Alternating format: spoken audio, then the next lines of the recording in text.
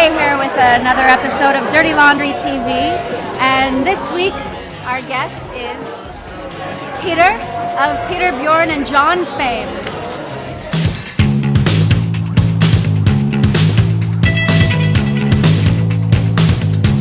We're at an art opening exhibition.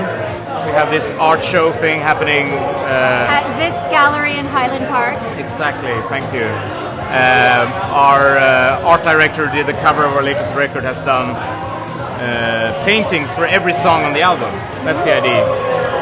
And he also did this poster and used a lot of food. We came up with the name All You Can Eat, and then he put a lot of different food in different parts of America. And then someone thought it was good to do the food truck thing to make it even more eatable. So we kind of sponsored the fans with some food so they have money to buy tickets, I guess. Yeah, we just bring food to them.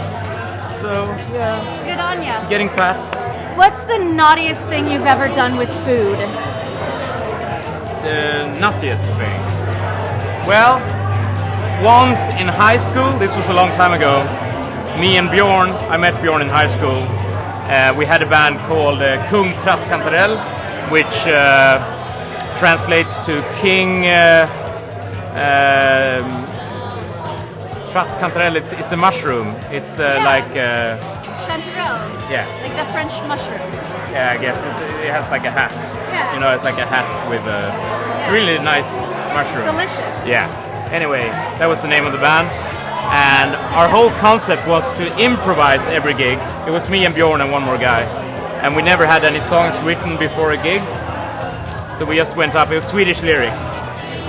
And we played this charity thing in a small town for some political organization. I can't remember what it was. But they had really crappy sandwiches there, like cheese sandwiches. And I brought them on stage. And I just thought, this next song, because we always said the title before the song, but we didn't have the song. Yeah? But you had the title. Yeah, so I just said, okay, this next song is called Amazing Sandwiches in This Place. And then the song consisted of the other two guys making a lot of noise, and I was eating the sandwiches, saying, amazing sandwiches in this place, amazing, and throwing the sandwiches, like eating them, like that, and then throwing them out in the audience. Really terrible, but that was probably... That is naughty. Yeah, maybe we should start playing that again. So you're playing a lot of big shows here in LA. Small shows. Coming up. Well, you're playing some small shows, but also some larger venues, which are sold out. Yeah. And you're playing the Smells as well. Which I've never been to. You've never been to the Smells? Does it smell? No, Is it like not like herring? fermented herring. No, it's nothing like that. It's an entirely different kind of smell.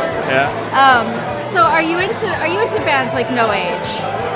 Yeah, they're great. Yeah. Yeah. I don't have their records, but I've seen them live a couple of times, and that's amazing. I think they're really good. Yeah. So Peter, what would be your dream collaboration? Of Dead or Alive? I would like to maybe not make like a record, but I would like to jam with Paul McCartney, like, you know, sing some Buddy Holly songs, or because he loves Buddy Holly and I do too, and he was Paul McCartney was the reason I got into music, because my mother had a record that my uncle gave to her, and I was Tug of War, and I was about, I guess, 5, 6. And I just listened to that, and then from that, because my parents weren't big into music at all. Like, my dad had some ABBA records and some ELO records, which I also liked a lot. So I loved the spaceships of the ELO records. But through that McCartney record, I got into Beatles, and then I started playing music, basically. So it would be nice to meet him before he dies. You know, that sounds rude, but he's 70 next year. He's got a few good years left in him. I think so. I think he's okay. So I think if I come up to him and, you know, if we meet in a friendly environment and we can play some Buddy Holly, that would be fun. You've been sampled by Kanye and Drake. Yeah. Would you consider this a sort of merit badge, or? Of course, I think it's amazing. I'm not big into hip hop, to be honest. I mean, I heard some Public Enemy record the other day, and I thought it was amazing, but I don't really listen to it a lot at home. But I do listen to a lot of old soul and funk and R&B stuff all the time. Yeah. So it's just so amazing to be in the same company as those guys. Like it's Curtis Mayfield, it's the Meters, it's Bjorn, John. Like the old stacks.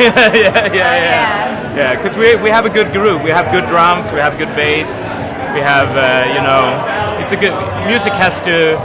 I think that's something that we really enjoy. That some indie music that I might enjoy lacks. Even though I enjoy it, I think it sometimes lacks a bit of swing and a bit of groove, and we really enjoy that. So I think that's why they like our music, because they want it to groove. Absolutely. Yeah.